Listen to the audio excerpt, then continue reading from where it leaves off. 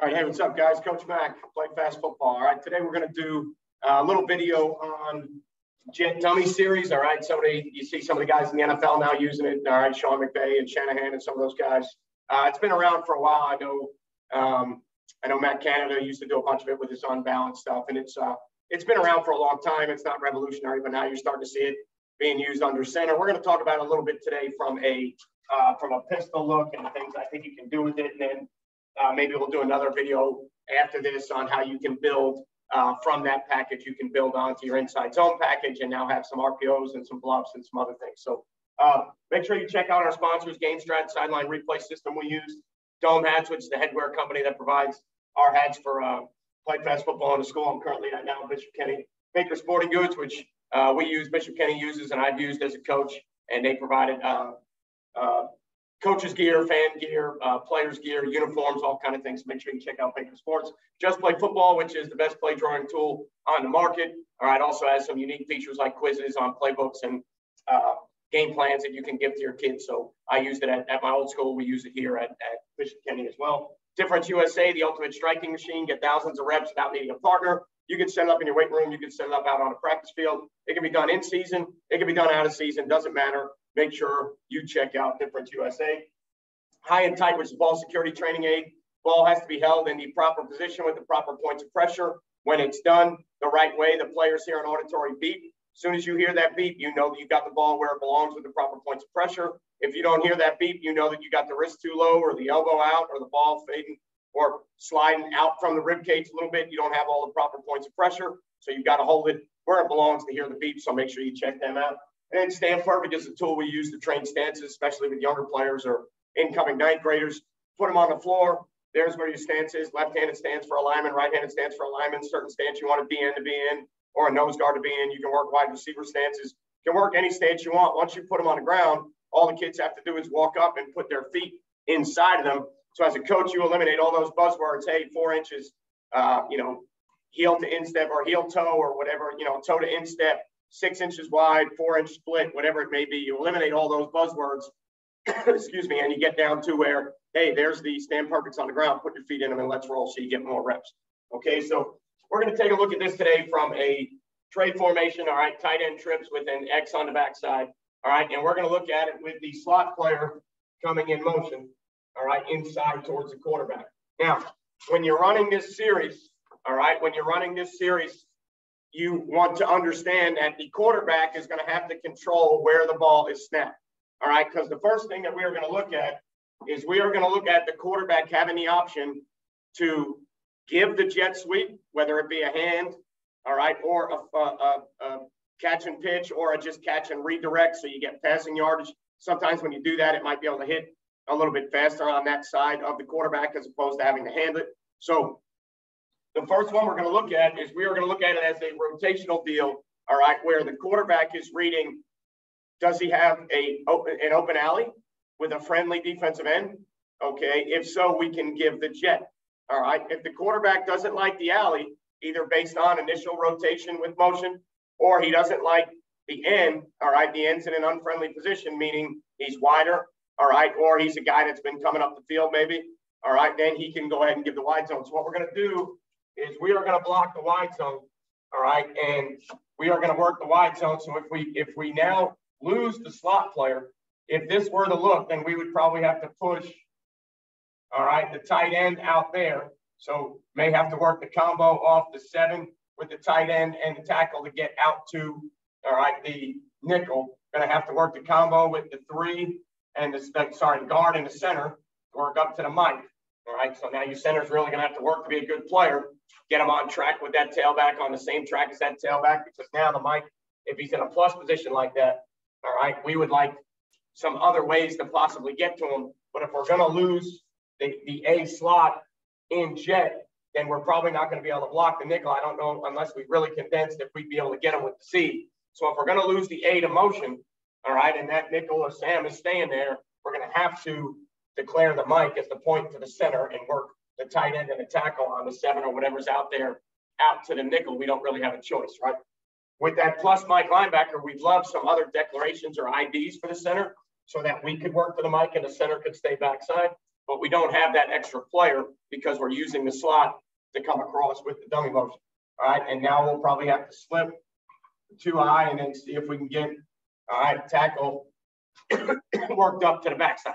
Okay, so now when the jet comes in motion, what the quarterback has to understand, okay, is the quarterback has to understand what is the look to the jet side. Is the alley clean? Do I like it? Is the end friendly? Is the end in a position? Because we are not going to block that defensive end. Right. So if you remember in the old days of football, there are only really, 2 or 3 ways you can handle the backside defensive end. Okay. You could boot fake him with the quarterback. All right. And see if he honors the boot fake.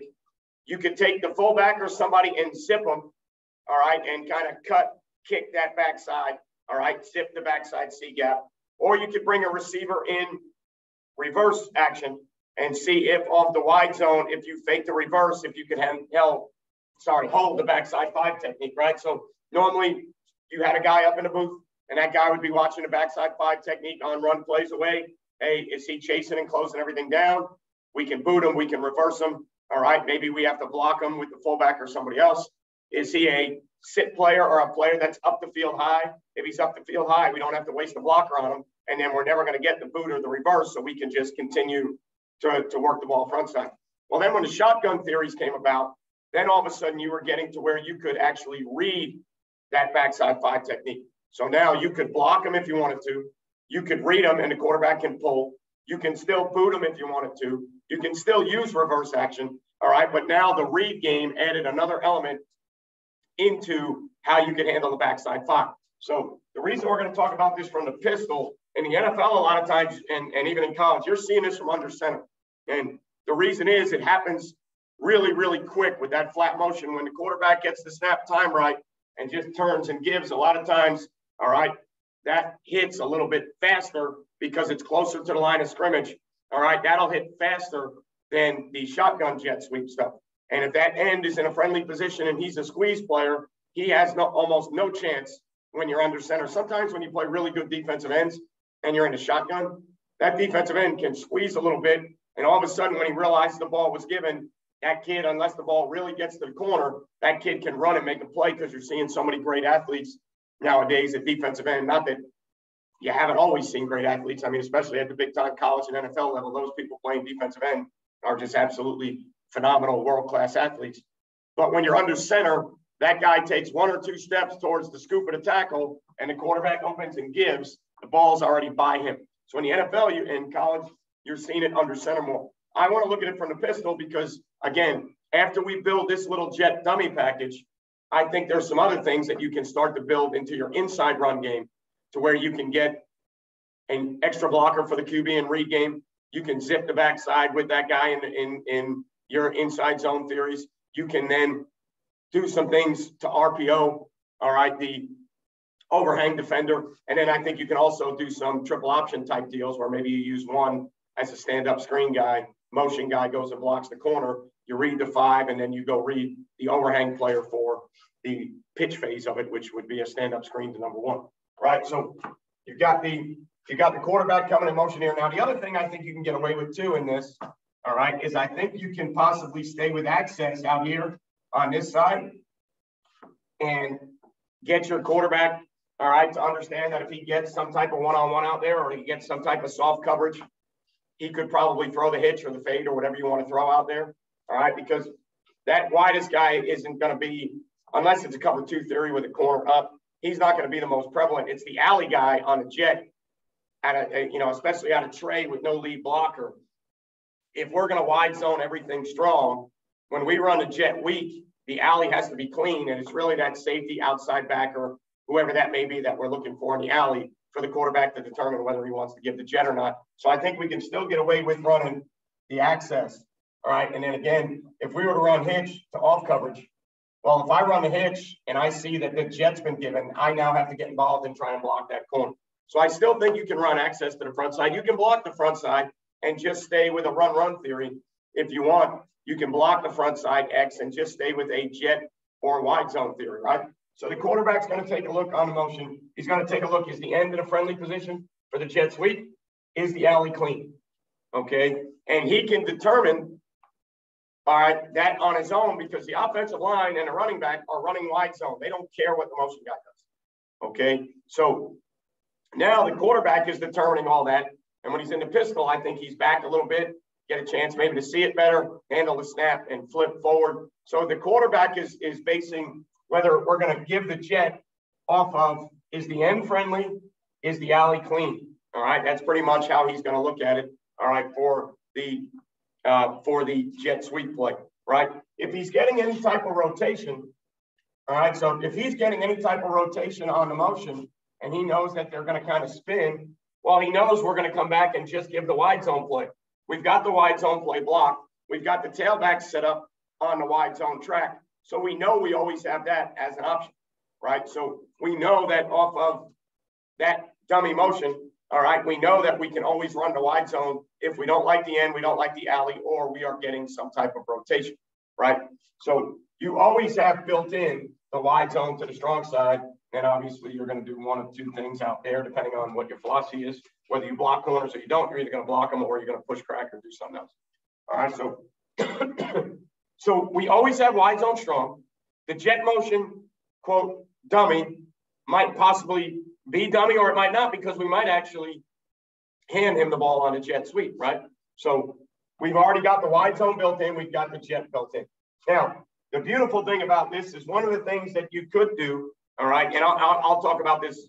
I'll talk about the bootleg first. So once we get this kind of action going, we now know off of this action, depending on how that end's playing, we now know that we automatically can get some type of boot game, all right, drawn up. If we know the end's a squeezer and we know that off the jet motion, we know that we can get the perimeter, okay, we know that we can run the boot. Now, if we had to use the jet guy possibly to seal the edge and take a shot down the field, we could do that also. But if we feel like we don't need the jet guy, well, then now we've got, very simple action where you now have, you can run, a corner out, you can get the tight end to run the over, you can run the deep shot post, and then you can take the motion guy, and now coming out of the motion, all right, the motion guy can be a slip flat player, a control flat player, all right, in the bootleg game. Now you've got your flood concepts, you've got it high, you've got it intermediate, you've got it low, you've got a backside shot if you want to. I know some guys are also taking shots off of that motion. All right. Even you could use the motion player as a seal guy. All right. You could possibly slide the line the other way. All right. If you wanted to put the motion guy into the flat, and now you could get yourself some type of down the field shot. So you could, potentially. So that would be the boot off of the wide zone action, right? Then you might be able to come back with a play action shot. If you want to leave the tight end in, you might be able to slide this away here, tight end in, tailback off the edge. And now you might be able to come off and either half roll or set up in the pocket.